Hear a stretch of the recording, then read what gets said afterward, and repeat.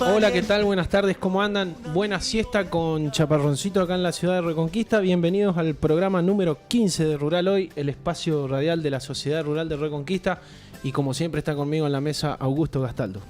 Hola Leo, buenas tardes. Buenas tardes a toda la audiencia, para quienes nos siguen por streaming también.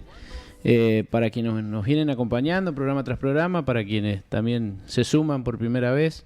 Se viene ampliando la comunidad de la radio. Bueno, eso se nota en los mensajes que llegan, en los saludos, así que muy contentos de poder compartir este espacio nuevamente en un nuevo programa. Sí, señor. En la propuesta de temas también hemos recibido algunos comentarios sobre temas importantes que por supuesto que los vamos a ir abordando, sugerencias. Sí, eso está bueno, eso es lo que planteamos desde un principio, que sea un programa, como siempre decimos, de los productores, para la producción, para la vida rural, y para eso es fundamental también poder compartir cuáles son los temas que a esa comunidad le interesa que tratemos, que convoquemos y que bueno, que sumemos a este espacio.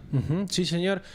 348 40 71 49 el WhatsApp para comunicarse con el programa. Recuerden que estamos de 15 a 16. Pueden escucharnos ingresando en el portal de noticias de Reconquista Hoy. Van a encontrar el botón para escucharnos en vivo, o también pueden ver el streaming en la página de Facebook de reconquistahoy.com y nos hacemos compañía mutuamente, como decía Augusto. Programa número 15, jueves 27 de febrero. Tenemos 27 grados 5 de temperatura en este momento, con una sensación térmica de 30 grados. Y este chaparroncito que nos recibe al inicio del programa, que no estaba previsto, porque según el Servicio Meteorológico Nacional prácticamente no había probabilidades de lluvia para este momento. Sí, para mañana viernes 28, a la noche, sobre todo, entre 40 y 70% de probabilidades de lluvias y tormentas. Sí, se viene debilitando bastante también lo que es el pronóstico de cara a este fin de semana. Daban bastante más probabilidad y bastante más milimetraje también. Pero bueno, veremos qué pasa, sobre todo para las zonas donde ha llovido menos la semana pasada. Sería bueno que actualice, ¿no? Exacto. Milimetraje. Que se vaya emparejando. Sí. Vamos a hablar hoy de la situación agrícola en el norte santafesino, en el marco de la emergencia agropecuaria. Algo adelantamos el programa pasado, que íbamos a tener especialistas para conversar de cuál era el panorama agrícola, sobre todo en esta sequía, fase seca que veníamos atravesando, y cómo cambió ese panorama, si es que cambió, sobre todo con las lluvias grandes de la semana pasada. Eso fue lo que anticipábamos. Así que presentamos y nos metemos en tema. En UAA sabemos que la confianza en lo que consumimos es esencial. Por eso te presentamos Criollanza, nuestra marca de carne que nace en nuestra tierra con el compromiso de siempre. Con Criollanza llevamos carne de nuestros productores hasta tu mesa. El mismo cuidado, el mismo sabor, ahora con nuestra identidad. Criollanza, una marca de la Unión Agrícola de Avellaneda. Encontrala en nuestros supermercados y otros puntos de venta. Criollanza. El usado que estás buscando, encontralo en agronorteusados.com, el portal exclusivo de Agronorte, con los mejores usados en maquinarias agrícolas y de construcción, con garantía Agronorte. Ya nos acompañan en la mesa dos ingenieros agrónomos, en este caso Federico Dique, que es asesor técnico y comercial de Unión Agrícola, pero también privado. ¿Cómo estás, Federico? Hola, Leo. Hola, Augusto. Buenas tardes a la mesa, buenas tardes al equipo y a la gran audiencia de este programa.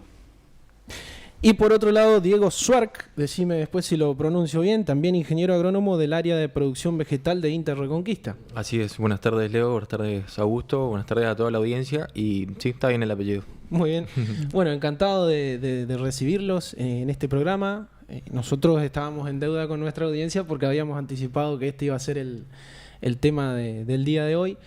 Así que antes que nada tenemos, como para contextualizar lo que decíamos antes de la presentación, este marco de emergencia agropecuaria que viven sobre todo los 3 departamentos del norte, 9 de Julio, Vera, bueno, San Cristóbal también y General Obligado, que marcan un poco lo que se viene viviendo hace varios meses. Esta emergencia a nivel provincial data de octubre del 2024, del año pasado, y se extendería en principio hasta mañana, 28 de febrero. Pero decíamos, es un reflejo por ahí de lo que se vive, que seguramente ustedes lo ven mejor que nosotros cuando andan por el campo. Así es, la verdad que la situación que atraviesan los cultivos en el norte de Santa Fe es muy compleja, digamos. Si bien hay zonas por ahí donde la situación está un poco mejor, digamos, en general cuando hablamos de todo el norte de Santa Fe es una situación realmente compleja, con un periodo deficitario en cuanto a precipitaciones muy extenso y sobre todo este último tiempo agravado por la ola de calor, digamos, el estrés térmico que nos atraviesa a todos. Sí, fueron esas 2 semanas sobre todo que pasamos los 40 grados de temperatura acá en el norte. Bueno, y la semana pasada, que si bien, como decía Augusto, no fueron uniformes las lluvias, siempre son dispares las lluvias de verano, pero ¿notaron algún cambio en este norte, en el panorama que se veía antes de las lluvias y si se acomodó un poco el tablero después de las lluvias? Sí, en realidad es momento ahora, después de esta lluvia, de hacer un balance de lo que quedó, de todo lo que fue esta sequía histórica, si se quiere, y con temperaturas que rompieron todos los récords en cuanto a sus valores, a sus magnitudes. Es momento de evaluar daños. Hay que evaluar daños, qué es lo que quedó. Como bien decían, la zona está despareja de acuerdo a la ocurrencia de las precipitaciones. Hubo lugares de 150 milímetros y hubo lugares de 40. Por lo tanto, la situación es distinta. Y en este momento lo que se está haciendo es un recuento, un balance de principalmente lo que es cultivo de soja y los cultivos que vienen atrás de girasol, a ver qué es lo que quedó y cuánto vale hoy el monitoreo y seguir invirtiendo y seguir apostando, digamos, a estos cultivos. ¿Se tiene un dato ya de lotes que se hayan dado de baja, por ejemplo, de soja o de maíz? En lo que respecta a los asociados, a los clientes de la Unión Agrícola y acá en todo lo que es el noreste de Santa Fe, digamos, de lo que es el departamento General Obligado, no tenemos más de un 10% de la superficie perdida o abandonada, si se quiere, pero sí hay muchos lotes que tienen una pérdida ya de potencial que supera el 50% de lo que hubiese sido un año normal, si se quiere, un año de rendimientos promedios, digamos. Ese es un dato ya concreto e importante, ¿no? Impactante, sobre todo por lo que sabemos que el cultivo de la soja genera en la región.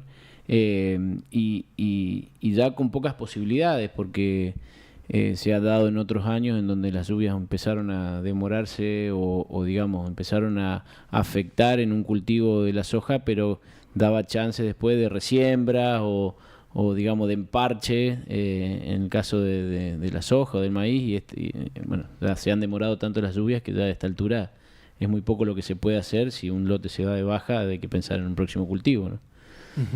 O sea que las precipitaciones, en definitiva, como lo hablábamos también en el programa pasado, el informe de estimaciones agrícolas, llegaron tarde, podríamos decir, de alguna manera, no estuvieron a tiempo. Para muchos cultivos sí, llegaron tarde.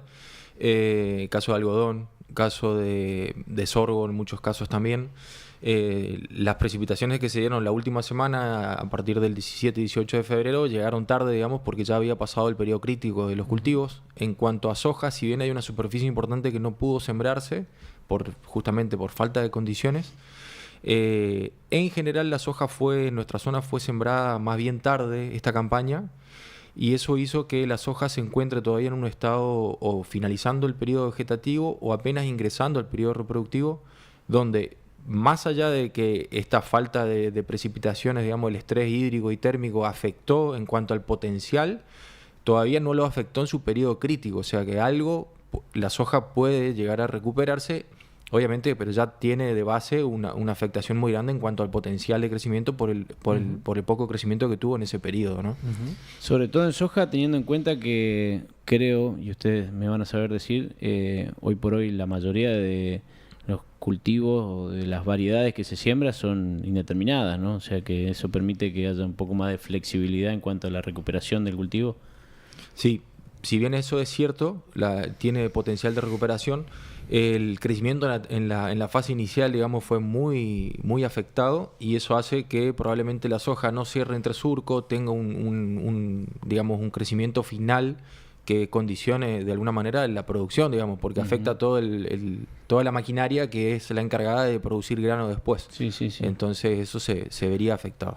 Sí, sumado a esto que están diciendo, además del potencial por el desarrollo limitado que tienen los cultivos, la falta de planta en su momento, los últimos días de enero y los primeros días de febrero, donde tuvimos temperaturas extremas, se secaron plantas en pie y hay muchos lotes que quedaron con un 30, un 40% menos de plantas, de número de plantas por hectárea, que después repercute directamente en el rendimiento. Digamos. Bueno, y esa pérdida de densidad tampoco se compensa con imagino se relaciona con lo que vos decías, tampoco la planta tuvo en su momento las condiciones como para compensar la baja densidad. Claro, hay algunos cultivos que tienen mayor capacidad de compensación. La soja es un cultivo que compensa, ahora bien, compensa cuando tiene buenas condiciones. Si no tiene las condiciones adecuadas, esa compensación se ve limitada también, digamos. No solo que afecta el potencial de rendimiento, esta disminución en el stand de planta, sino también que aumenta los costos de alguna manera, porque también el hecho de que el entresurco no se cierre o que queden, digamos, claros entre planta y planta, hace que sea más fácil para la maleza sobrevivir y restablecerse, y eso aumenta los costos por ahí de mantenimiento del cultivo, ¿no? Sí, eso es lo que estamos viendo ahora con lo que es toda precipitación, toda lluvia, activa todo lo que es la biodiversidad, y entre ellos las plagas y las malezas, y en estas condiciones donde la maleza tiene ingreso de luz porque la soja no tuvo el desarrollo adecuado, las plagas que estuvieron ahí latentes se encuentran en condiciones como para desarrollarse ahora. Entonces en este contexto nos encontramos con que se están haciendo más monitoreo, es necesario monitorear los lotes y por supuesto intervenirlos, y para esto es fundamental la consulta, digamos. Bien, en cuanto al cultivo, dejando un poco la soja de lado y enfocándonos en el cultivo del algodón, un cultivo que se ve estos últimos años que ha intentado escalar un poco en cuanto a su cantidad de hectáreas sembradas en la región, y siempre se dijo que es un cultivo, digamos, más resistente o más rústico, que puede soportar un poco mejor las inclemencias. En este caso, o digamos, en esta situación, en esta coyuntura, se le ha bancado un poco más. Ustedes notan que los cultivos de los algodones hoy por hoy están o han sobrevivido un poco mejor que la soja en esta situación. En algunos casos sí, pero depende mucho de la etapa del cultivo en la cual se encontraban los cultivos, el algodón, al momento sobre todo del estrés térmico que hubo en las últimas 2 semanas, fin de enero y principio de febrero. Estaba en un estado más más reproductivo. Exacto, digamos, aquellos algodones que estaban en plena floración, pimpollado, floración, inicio de crecimiento de cápsulas, sufrieron muchos abortos. Las altas temperaturas y falta de agua producen aborto en las estructuras reproductivas, o sea, se caen los pimpollos, las flores, los capítulos, los capullos, y eso hace una pérdida directa porque es el órgano cosechable. Claro. Sin embargo, aquellos algodones que fueron sembrados tal vez más tempranamente escaparon a este periodo de máximo estrés, digamos, porque ya se encontraron en una etapa un poco más avanzada de cultivo, y esos son algodones que de alguna manera toleraron un poco mejor esta situación estresante. ¿Son algodones que se encuentran un poco más al norte, tal vez? Un poco más, no, incluso acá en esta zona también, pero son algodones que se sembraron en el mes de octubre o al principio del mes de octubre. Aquellos algodones que fueron sembrados en el mes de noviembre, esos son los que por ahí se vieron más afectados, o incluso un poco más tardíamente también, digamos. Y el algodón, acá te pregunto directamente por las características del cultivo, ¿tiene también, en el caso de con estas últimas lluvias y si se siguen manteniendo las precipitaciones, tiene esa capacidad de recomponerse y volver a generar capullos y demás? Sí, porque el algodón es un cultivo que es justamente indeterminado, y es un cultivo, una planta que es perenne. O sea, si uno deja una planta de algodón va a crecer y crecer y crecer, y tiene ciclos de floración. Lo que pasa con un estrés cuando afecta el primer ciclo, el más importante de floración, el algodón produce otro ciclo de floración y puede llegar a producir otro ciclo reproductivo con otro ciclo productivo. Pero eso alarga todo el ciclo del cultivo y lo coloca a ese nuevo ciclo reproductivo en un ambiente menos favorable, cuando hay más horas o menos horas de sol, con más tiempos, con tiempo de llovizna, más húmedo, lo coloca en otoño e invierno, y eso hace que el ciclo, por un lado, se prolongue, el potencial de rendimiento es menor, y prolonga todas las labores y todas las prácticas de cosecha, y ni hablar cuando hablamos del manejo de picudo, que es la plaga principal del cultivo, una de las plagas principales, que eso es un agravante, digamos, para el manejo del picudo, porque todo eso hace que el picudo tenga estructura reproductiva para alimentarse y para vivir, digamos, durante mucho más tiempo. Dificulta mucho todo ese manejo. O sea que hay productores que ahora estarían en la disyuntiva entre mantener el lote con la esperanza de esta reactivación que vos decías, o directamente abortarlo, porque también está la cuestión de tener nuevamente la disponibilidad del lote para otro cultivo. Sí, eso es lo que estamos viendo, Leo, en realidad. En las mejores condiciones de cultivo hoy, el algodón logró llegar con las bochas suficientes como para llegar a un rendimiento adecuado. Sin embargo, por el exceso de temperatura, esas bochas se arrebataron, digamos, se aceleró su ciclo de apertura, entonces tenemos bochas muy chiquitas que abrieron, y eso nos promete un rendimiento muy por debajo de lo esperado, y el productor se encuentra en la disyuntiva si cortar el ciclo y cosechar lo que dio, y bueno, ya está, cerramos acá con 500 kilos, o esperamos, vemos lo que puede pasar, me arriesgo a la ocurrencia de una helada, y por supuesto altero la rotación del lote, digamos. Perderíamos en ese caso lo que serían los 3 cultivos en los 2 años, digamos. Claro. Directamente nos vamos de un algodón a una soja a fin de 2025, y productivamente o financieramente a la empresa eso lo afecta. Sí, porque aparte ha cambiado completamente el sistema de producción de algodón. No es lo mismo esta situación hace 20, 30 años atrás, donde se podía hacer una primer cosecha, porque las cosechas eran en su mayoría a mano. Para nuestros oyentes de más edad se acordarán y los tendrán más presente. Era como varias cosechas, digamos. Se podía cosechar varias veces, entonces se podía esperar esta producción de bocha y esperar la próxima y volver a cosechar.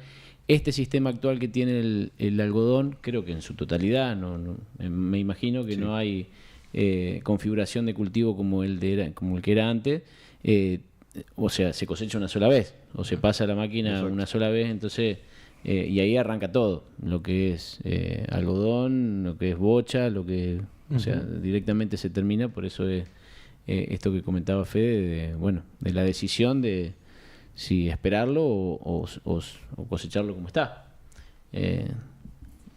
Hablamos con Federico Dique y Diego Suark, técnicos, ingenieros agrónomos, sobre la situación agrícola del norte santafesino. Vamos a charlar un poquito más después sobre emergencia agropecuaria. Hacemos una breve pausa y continuamos.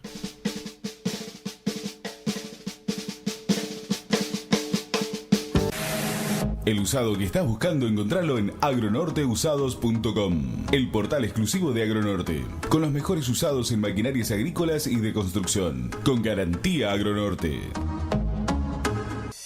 En UAA sabemos que la confianza en lo que consumimos es esencial. Por eso te presentamos Criollanza, nuestra marca de carne que nace en nuestra tierra con el compromiso de siempre. Con Criollanza llevamos carne de nuestros productores hasta tu mesa. El mismo cuidado, el mismo sabor, ahora con nuestra identidad. Criollanza, una marca de la Unión Agrícola de Avellaneda. Encontrala en nuestros supermercados y otros puntos de venta. Criollanza. Llegará gente del campo, traerá noticias del monte. Ahora toda la información del campo y para el campo está en Rural Hoy. Cada jueves de 15 a 16 en Radio Hoy 96.9 y por el streaming de Reconquista Hoy. Rural Hoy, un espacio de la Sociedad Rural de Reconquista para todo el sector agropecuario, con Leonardo Faín y Augusto Gastaldo. Llegará gente del campo, mi casa se ha vuelto fiesta.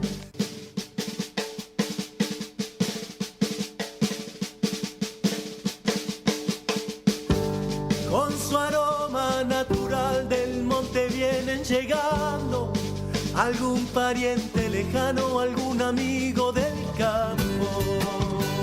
Bien, charlábamos no solamente, mejor dicho, nos metemos ahora no solamente sobre lo productivo, sino también lo que tiene que ver con el negocio agrícola. Si nos podés comentar, Federico, este seguimiento de las últimas campañas con algunos datos con los que contás, que tienen que ver no solamente con el rendimiento, sino con lo que necesitamos como para cubrir costos. Sí, en realidad para lograr un asesoramiento integral, si se quiere, digamos, de la empresa agropecuaria, es necesario actualizar todos los meses prácticamente o al inicio de cada campaña lo que son los costos de producción, digamos, para saber dónde estamos parados, para saber qué decisiones tomar. Y en los últimos, nosotros sí tomamos las últimas 10 campañas, desde el 2000, campaña 13-14 a la 23-24, que es la anterior, no la que está transcurriendo ahora, siempre tuvimos los números muy apretados en todos los cultivos, en lo que es girasol, que es por ahí el principal cultivo de la zona. En el departamento se siembran aproximadamente 90.000 hectáreas. Soja, números muy apretados, que a la soja lo que recomendamos es evaluarla en toda la rotación, porque es un cultivo que como antecesor es bueno para todo, para lo que venga, digamos, para algodón, para girasol, para maíz. Entonces, si se quiere, en la jerga es un cultivo que da rendimientos muy inestables, o la curva de rendimiento es un serrucho, digamos, tenemos años buenos y años malos, pero es necesario para la rotación, digamos, para lo que viene.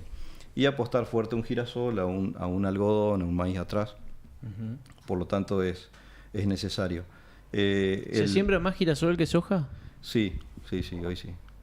Sí, están muy parejo, pero tenemos esta campaña que no están todavía los datos en las páginas oficiales, pero tenemos aproximadamente en el departamento casi 100.000 de girasol y 80 de soja. 80 de soja. ¿Y esto se debe justamente a que el productor está obteniendo mayor rentabilidad con el girasol en los últimos años? ¿O a qué responde este...? Yo creo particularmente que es la estabilidad que ofrece el cultivo. La estabilidad y después tenemos el plus, que es la materia grasa, la tecnología que tenemos en híbridos. Hoy hay una tecnología que permite un control de malezas que es muy bueno. Entonces, y como calza muy bien en la rotación también, recordemos o comentemos también que las rotaciones que tenemos acá en el norte son muy buenas para lo que es la conservación del suelo, para lo que es el bienestar de la empresa también, si se quiere. Apostamos siempre a tener cultivos que generen ingresos en momentos claves, digamos. Claro. Una rotación que hoy un lote que sale de girasol va a trigo, de trigo va a soja, de soja vuelve a girasol o vuelve a algodón o va a maíz, o lotes de trigo que van a maíz que después van a soja. Siempre acá lo que es el monocultivo de soja no existe. o esos sistemas no existe. Nunca existió en realidad, acá nunca existió. Sí. Sí, lo otro que el plus que le da, me parece, el impulso al girasol son la baja cantidad de costos de insumo, a diferencia de la soja, ¿no? Por plaga, por sobre todo insecticida y herbicida también. El 80% del costo lo tenés en el valor de la semilla, digamos, pero una vez que está y el girasol está implantado, tenés algún costo más de herbicida, algún insecticida si es necesario, pero una vez que cerró surco ya es muy poco lo que hay para hacer. Exacto. O sea, en síntesis de estos datos que decía Federico, siempre venimos, por lo menos en los últimos 10 años, o con márgenes muy ajustados, o incluso hay algún año en el que el costo haya sido mayor. Años de pérdida, si tomamos en general los cultivos de nuestra zona, tenemos de 10 años, tenemos 5 donde salimos por debajo y 5 que estuvimos por encima, pero muy cercana a la línea del límite. Nunca el productor, digamos, que hizo una gran diferencia con algún cultivo, salvo que cambien las reglas de juego en en el trayecto donde está el cultivo implantado y que el precio se duplicó, cosas que pasan una vez cada mucho tiempo, digamos. Pero los números son ajustados y cuando hacemos el balance, hacemos un balance del cultivo en general. No tenemos en cuenta el costo de estructura de la empresa, claro, los impuestos, la carga impositiva, lo que es la carga del sueldo de los empleados. todo lo que chorrea, como se dice Exacto, vulgarmente. ¿no? Y esos números ajustados hay que sostenerlos y el productor lo sostiene por esta cuestión de que se come las amortizaciones. Claro. Tiene que, si quiere hacer alguna compra, algún cambio de maquinaria, tiene que sacar un crédito, digamos, nunca es plata genuina de la empresa, porque siempre los números son apretados realmente. Todos estos números están hechos en base a el pago de un alquiler, ¿no?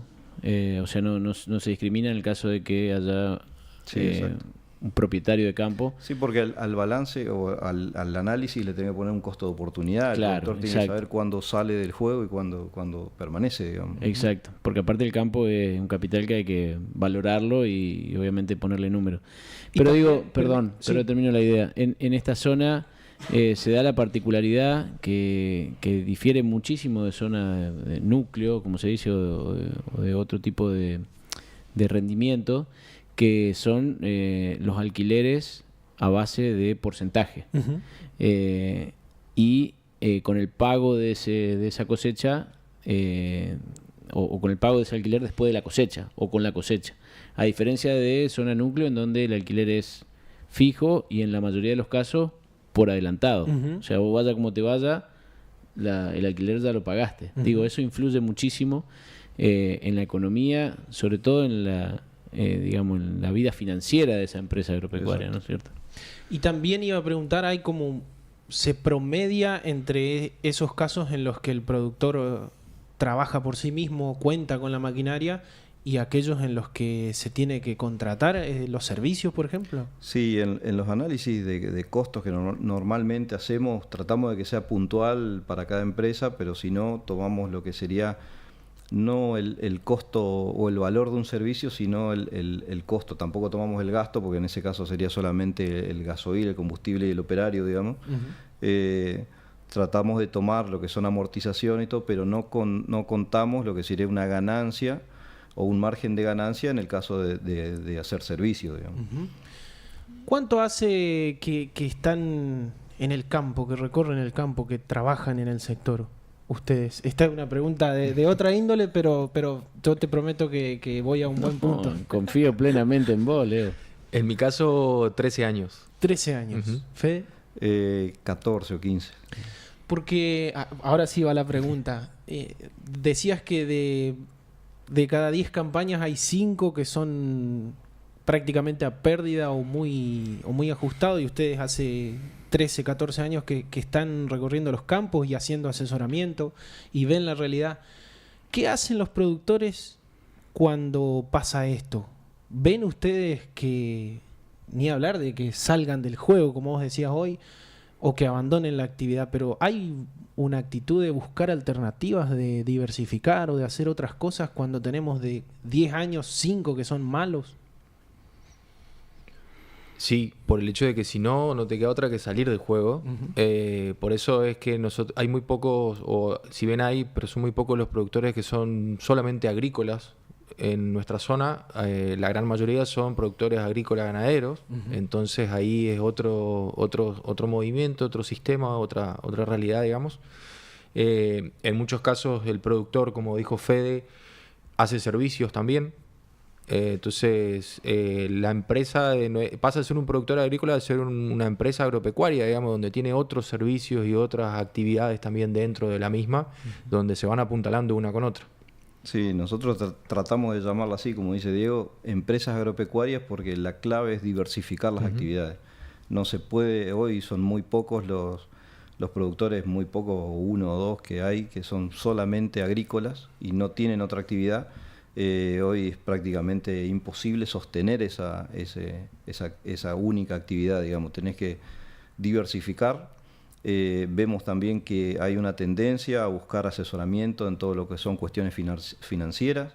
Nos obliga a los técnicos también a prepararnos en todo lo que es agronegocios, a poder acompañar al productor en cómo comprar los insumos, cómo vender la producción, de qué forma usar un seguro de precios, por ejemplo, hoy tenemos una tendencia a la baja en soja, por qué recomendar un PUT, esas cuestiones. De a poco el productor está entendiendo, si se quiere, que es una cuestión fundamental. Uno puede ser muy eficiente en la parte productiva, pero si después terminas haciendo malos negocios, la empresa termina perdiendo más plata que a lo mejor si dejamos comer el cultivo por una plaga. Uh-huh. Sí, lo charlamos en su momento con Emanuel Nardelli y con Mariela Brandolín. Uh-huh. Estas nuevas alternativas de... No son nuevas en realidad, pero son herramientas que el productor viene incorporando cada vez más por una cuestión hasta necesaria, ¿no? Como decía Fede. Uh-huh. Qué bueno lo que decía Fede, lo que decís vos, que el productor esté viendo, ¿no? Esté viendo que ante lo apretado de los números siempre hay alguna alternativa sin salir del juego, ¿no? Sin dejar de ser parte de... Sí, una forma de ayornarse también a los tiempos que corren. Y yo, como decía Diego, veo una gran incidencia por parte de los productores a la ganadería, pero también a otro tipo de actividades que rodea, por ejemplo, galpones de pollos. Ha habido en estos últimos años un gran desarrollo en la zona, una ampliación de la Unión Agrícola y otras empresas también que tienen que ver con ese tipo de producción, ¿no? Más intensiva, también de cerdo, y yo creo que van a ir surgiendo nuevas también, porque bueno, la región tiene mucho para dar en ese sentido. Como siempre decimos, somos una región que da para la diversificación por la variedad de ambientes, y eso lo que abre la puerta a diferentes alternativas productivas, ¿no? Uh-huh. Muy bien, enseguida continuamos. Bueno, entre las noticias que tenemos para el sector, noticias de las últimas horas, los últimos días, por un lado está esta medida del gobierno nacional de eliminar la prohibición o la restricción de exportar ganado vacuno en pie con destino a la faena. Es decir, lo que se hizo fue levantar una prohibición, ¿no? Es parte de estas tendencia a la desregulación que tiene el gobierno nacional. Era una medida del año 73. Uh-huh. O sea que 50 años después se va a poder volver a exportar, siempre que sea negocio y que sea conveniente, ganado en pie. Si nos podés comentar, Augusto, qué importancia tiene esta noticia o qué implicancias puede tener. A ver, es una noticia que en principio sorprendió, no es algo que se venía trabajando, como en la mayoría de los casos sucede, que hay un pedido puntual de parte de las entidades, se trabaja con los diferentes organismos, con los gobiernos provinciales, también con los nacionales. Lleva un proceso por lo general de mediano a largo, en donde después se concreta o con una derogación de una ley, como en este caso, o en un pedido de reforma de alguna ley puntual, o con un proyecto de ley que surja, digamos, como algo nuevo, como algo innovador, que sugiera o que genere cambiar algún proceso. En este caso fue, como digo, hasta inconsulto, digamos, no se bajó con una consulta a las bases, sino que directamente se decidió derogar esta ley que, como bien decías, ya tiene 50 y pico de años. 52 más exactamente. Exactamente, y que la realidad es que la mayoría de los países no la tienen, o sea que hay una libre comercialización de animales en pie, que puede tener sus ventajas. Yo creo que en el caso particular de nuestra región no va a cambiar sustancialmente por una cuestión de lejanía a la zona fronteriza que nos pueda llegar a hacer compartir esta comercialización con otros países. Uh-huh. Sí, en las zonas más cerca a la frontera puede haber alguna ventaja, sobre todo competitiva, por justamente permitir que el productor o que la comercialización se expanda a otros países. O sea, yo creo que sí. Entra en juego la logística. Sí, por supuesto. Entra en juego la logística porque es mucho más, importante cuando uno mueve. O sea, hay otras cuestiones que influyen en mover Hacienda en pie que no mover carne, digamos. Pero a mí lo más importante que me parece es que, digamos, levanta la vara para la industria. O sea, va a tener una exigencia competitiva mayor la Argentina porque esto abre la posibilidad de que otros países vengan, compren la hacienda gorda y se la lleven a faenar a su país. Claro.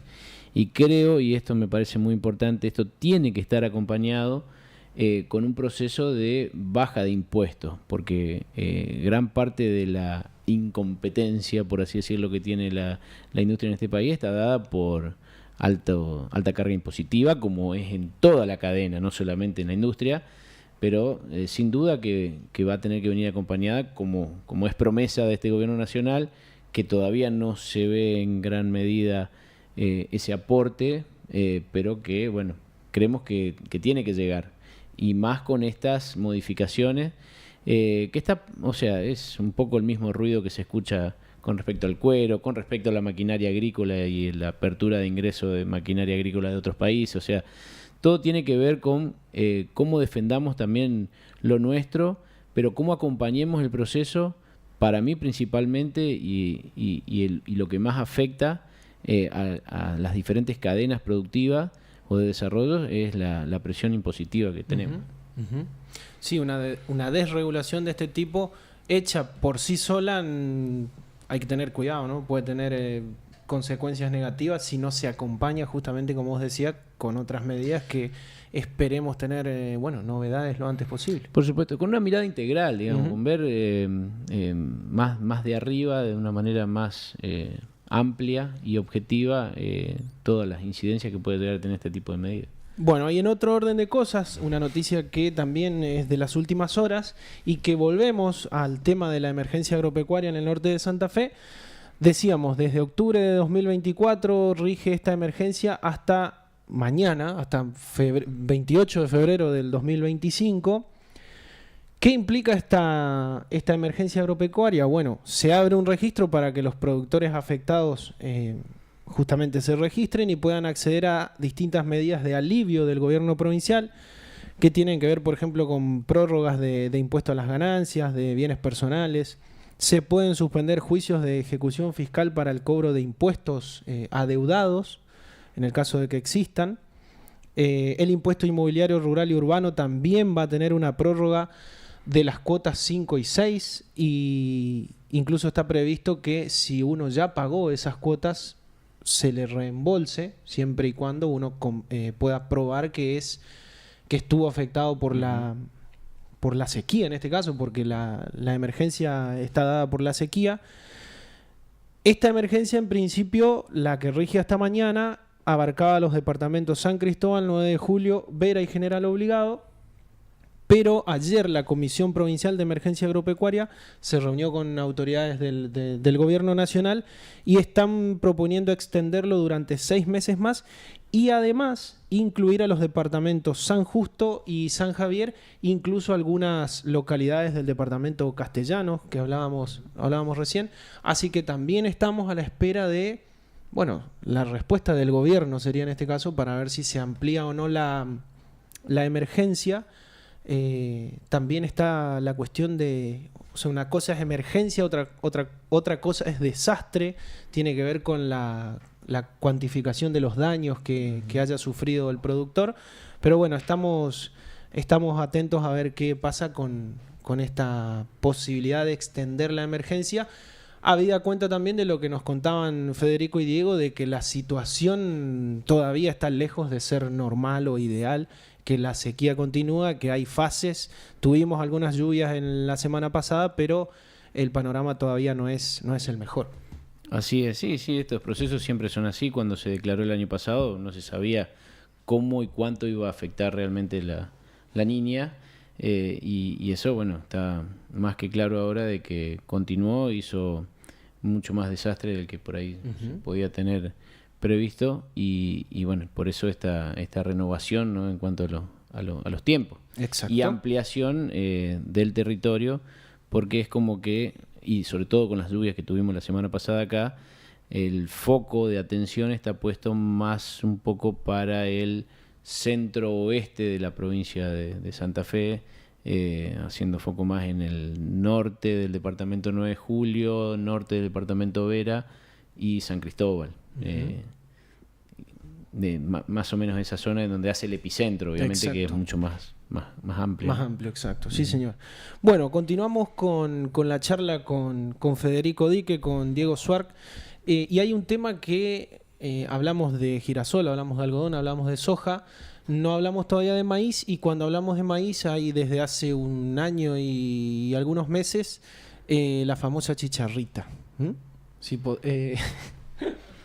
Pobre bichito, nos agarramos con la chicharrita y así es lo que no ella con nosotros con ella. Sí, la verdad que si le faltaba algo, digamos, a todo esto, aparece la chicharrita, tal cual. Aparece la chicharrita la campaña pasada con una magnitud de daño impresionante.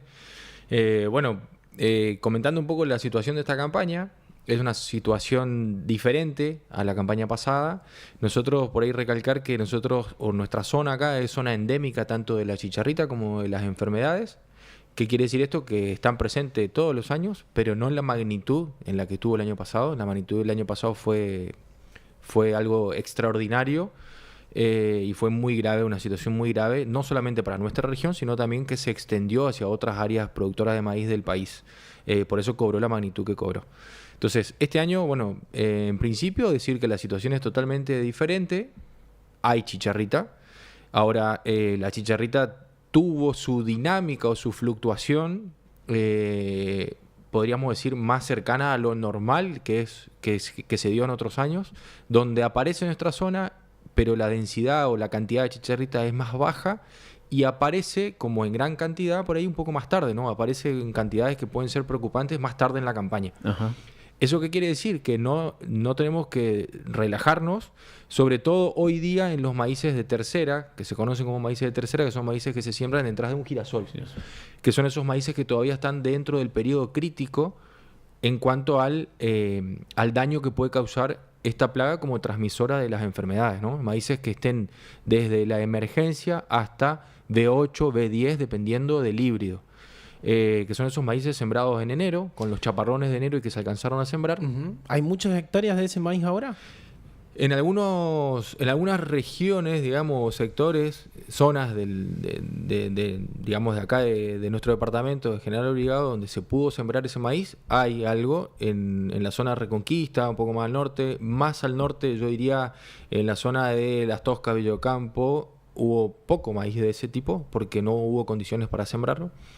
Muchos lotes quedaron sin sembrar. Más hacia el sur sí, hubo maíces que se sembraron. La verdad que no sé si, Fede, si vos tenés la superficie. Sí, hoy con respecto a la campaña anterior tenemos un 40% de la superficie sembrada de ese maíz. Ajá. O sea, menos de la mitad de la superficie que había. Sí, en parte por la incertidumbre por ahí que tiene el productor con respecto al ataque de la plaga, y en gran parte también por la sequía. No hubo condiciones para la siembra, digamos. Se escucharon cifras de la producción a nivel nacional el año pasado en cuanto a la pérdida. ¿Se sabe en esta región o en este departamento cuánto se perdió el año pasado por chicharrita? La pérdida, si bien fue alta, digamos, la verdad que yo no tengo ese dato de cuánto fue la magnitud de la pérdida. No. En general, la baja de productividad fue de casi un 70%. Un 70% menos. En granos, porque mucho se picó, mucho se le dio un destino forrajero, otro se lo dejó como cobertura y pensando en una futura fertilización, digamos, si se quiere, para los lotes, digamos. Pero en productividad más o menos esos números, pero gran parte es por la chicharrita y gran parte, no le quitemos mérito a la sequía que tuvimos el año pasado y a las altas temperaturas, digamos. Bueno, y en cuanto a este maíz de tercera, que como decías va a estar vulnerable, ¿no? Sí. ¿Qué recomendaciones podemos hacerle a los productores? Obviamente los que tengan este maíz para lo que queda del ciclo. Como siempre, la primera recomendación es el monitoreo. Digamos, no tomar una decisión de manejo de cualquier, no solamente de chicharritas y no solamente para maíz, sino para cualquier cultivo. Siempre el monitoreo debe ser el criterio o la base, digamos, sobre la cual tenemos que tomar decisiones. Pero en cuanto a chicharrita, es monitorear el cultivo frecuentemente, una vez por semana, en este periodo crítico o incluso con mayor frecuencia. Observar, observar plantas, ya es por observación directa, no basarse solamente en la información que por ahí hay en cuanto a las redes de las trampas pegajosas o las trampas cromáticas. Hoy día, si tenemos maíz en el lote, hay que recorrer el lote y monitorear plantas, no queda otra. Esto lo recomendable es hacerlo a la mañana temprano, porque la chicharrita en horas de mayor temperatura es muy activa y por ahí cuesta verla, cuesta identificarla porque no es la única que está en el lote. Entonces, hacer monitoreo a la mañana temprano, monitoreando planta por planta. Lo ideal es tomar unas 50 plantas en 3 o 4 puntos del lote. Y como criterio, digamos, uno de los criterios que por ahí nosotros estamos tomando es cuando se observan más de una chicharrita en esas 50 plantas, es realizar o tomar una medida de control en este periodo crítico. Cuando observamos una chicharrita aislada o solamente en cabecera y no dentro del lote, que por ahí eso también está bueno, por ahí sectorizar el monitoreo, volver a los 3-4 días y ver si la situación sigue siendo igual o cambió, si aumentó la densidad o no de chicharritas. Y lo importante a la hora de tomar una decisión de manejo es no quedarse solamente con una sola aplicación, porque muchas veces, y lo que nos pasó la campaña pasada y lo que por ahí pasó en algunos lotes, es apliqué y no hubo control. Para este tipo de plagas, que tienen una movilidad muy grande y una migración, digamos, muy grande, puede ser que el tratamiento que se hizo fue eficaz, controló parte de lo que había, pero que están ingresando chicharritas de otro lado, están viniendo de otro lado, que fue lo que pasó la campaña pasada. Que Entonces, si no se hubiera aplicado sería mucho más. Si no se hubiera aplicado sería más. Parecería que no hizo efecto, pero en realidad... Claro, pero no es para así. este tipo de insectos, encima que son vectores, donde no hay un umbral específico de... como las orugas, que son 20 orugas por metro. Acá en la chicharrita, primero, no se sabe, no hay un criterio fijo de decir, bueno, aplico o no aplico, veo una, veo dos, veo 10 o una cada 10 plantas. La otra cuestión es si la chicharrita está infectiva o no, quiere decir si tiene o no las enfermedades dentro de su cuerpo para transmitirlas al maíz. Eso, a la hora de monitorear el lote, no se puede saberlo, entonces hay que tomar una decisión, hay que tomar un criterio. Y el plan de manejo de la chicharrita debe ser justamente un plan de manejo, no solamente hacer un tratamiento y listo. Ese plan involucra hacer al menos 2 aplicaciones. Incluso cuando uno ve los marbetes o las etiquetas de los productos recomendados, la misma etiqueta te dice para hacer 2 aplicaciones o algunos hasta 3. Uh-huh. Y las recomendaciones de las empresas son, si vas a hacer una sola aplicación, no la hagas porque vas a quemar el producto, digamos, directamente. Con esto no estamos diciendo que hay que salir a aplicar, sino primero hay que monitorear y ver si la plaga está. La plaga tiene un potencial de daño muy alto, entonces con ese monitoreo nosotros vamos a tener información y criterio para tomar una decisión en el momento correcto y oportuno, digamos. Ujú. Bien, esta merma, si se quiere, de presencia de la chicharrita y bueno, todo indicaría que va a haber una incidencia mucho menor en la producción de maíz. ¿Tiene que ver solamente con una cuestión ambiental que este año se da a diferencia del año pasado? ¿O también incide la elección del híbrido, por ejemplo, o productos que ahora tenemos para controlar la chicharrita que el año pasado no teníamos? ¿Hay otras variables que influyen o es solamente una cuestión ambiental? Dentro de lo que es el manejo de la plaga hay varias cuestiones que influyen, pero la situación que se da puntualmente este año, que no se dio el año pasado, es que fue totalmente opuesto, sobre todo el invierno. El invierno pasado fue uno de los inviernos más cálidos de los últimos 20 años. Tuvimos 0 heladas meteorológicas y solamente 3 agrometeorológicas. Y el invierno pasado, el 2024, digamos, para poner año, fue uno de los inviernos más severos, digamos, de los últimos años. Fue todo lo contrario, donde superamos el promedio de heladas, tanto meteorológicas como agrometeorológicas, y eso de por sí hace que la plaga disminuya naturalmente su población durante el invierno. Apareció más tarde y apareció en mucho menor densidad, mucho menos chicharrita de lo que era el año pasado. En el año 2024 nosotros empezamos a ver los primeros adultos de chicharrita el mes de octubre, donde ya en algunos lotes había que hacerse aplicaciones. Es más, nosotros en el INTA hicimos aplicaciones porque teníamos un maíz que es sumamente susceptible, un maíz dulce para producción de choclos, donde ya en octubre hicimos aplicaciones. Y este año si bien se empezaron a ver chicharritas, fue más avanzada en la campaña, fue a finalizar mes de noviembre, a principios del mes de diciembre, y la densidad era mucho más baja. Por ahí en algunos maíces que se hicieron maíces temprano, en algunos lotes de maíz temprano, donde ya el maíz había pasado ese periodo crítico, ya era maíz que estaba en estado reproductivo. Y en ese sentido nosotros desde INTA, digamos, hicimos todo un relevamiento en maíces tempranos, donde relevamos casi 30 lotes en todo el norte en el departamento General Obligado. Relevamos chicharritas, plantas con síntomas y plantas al azar para ver si había o no, o si estudiar la prevalencia y la incidencia de la enfermedad. Toda esa información estamos procesando ahora y la idea es repetirlo en maíces tardíos, como para tener una evolución, digamos, de cómo fue esta campaña e ir generando información, digamos, sobre qué es lo que pasa con la chicharrita en un año normal, en un año donde la fluctuación por ahí es más alta o más baja, para ir conociendo un poco más de esta plaga, digamos. Bien. Y la incidencia, porque el año pasado se hablaba mucho de la elección de los híbridos. Sí. Es así tal cual, digamos. Sí. Puede influir plenamente en el daño. Totalmente. Hay una tolerancia diferenciada, digamos, de los híbridos. Donde, por ejemplo, para dar un ejemplo, en Brasil tuvieron este mismo problema que nosotros tuvimos en la campaña pasada, pero 5 años, o en el 2015, 2016 más o menos. Y si uno ve cómo era la composición de híbridos en Brasil previo a ese evento o a ese pico de chicharritas y cómo cambió totalmente la composición de híbridos dentro del mercado, digamos. Claro. Hubo híbridos que directamente tenían muy buen potencial de rendimiento, pero desaparecieron del mercado. Y hoy los planes de manejo de Brasil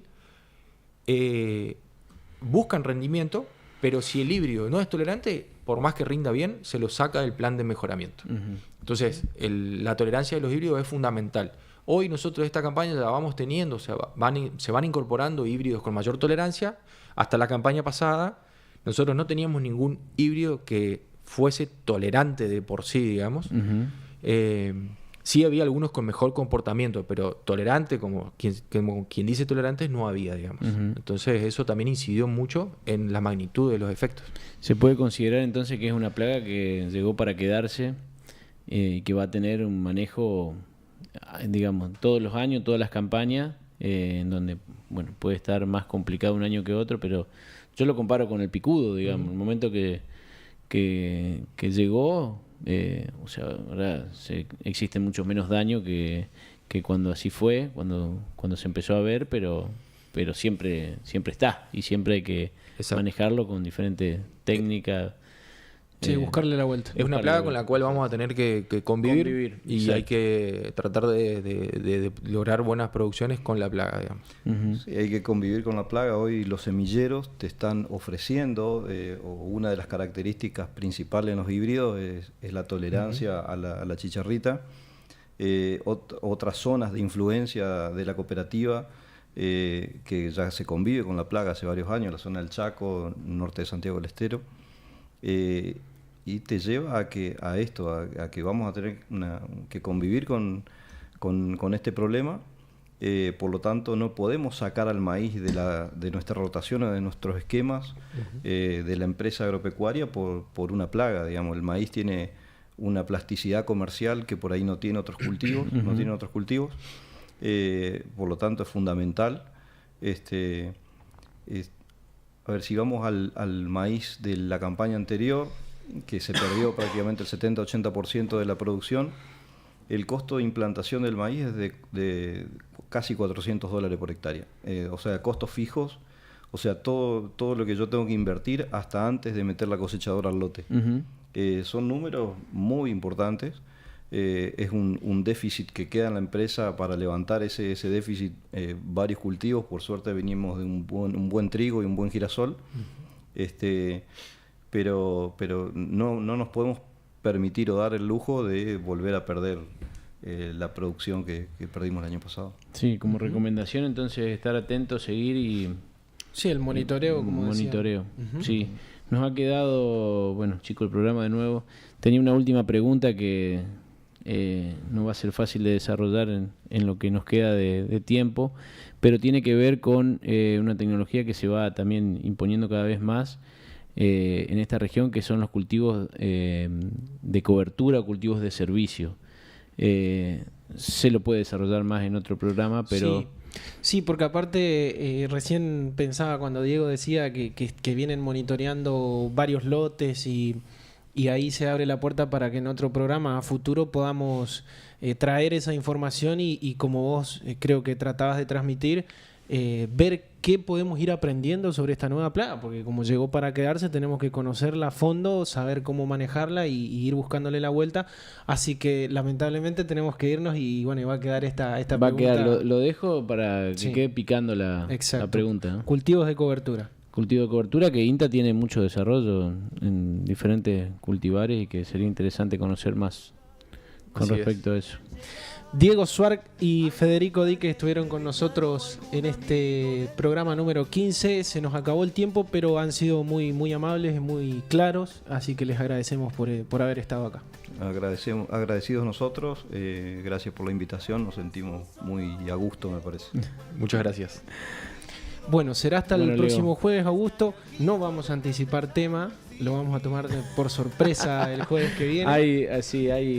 Podemos comentar, no sé si va a ser la semana que viene o no, pero ya hace varias semanas que estamos en comunicación con la Fundación Barbechando, la cual Sociedad Rural es parte, es asociada desde hace algunos años atrás, y bueno, nos interesa compartir con ellos cuál es su dinámica, sus objetivos y difundir su labor, que es muy importante en la actividad gremial, ¿no? del sector agropecuario. Bueno, será hasta el jueves que viene. Recuerden que en el Instagram de Rural Hoy, de Sociedad Rural de Reconquista, pueden revivir los momentos más importantes de este programa y de todos los programas anteriores. Así que nos vemos el próximo jueves. Nos vemos, Leo, gracias.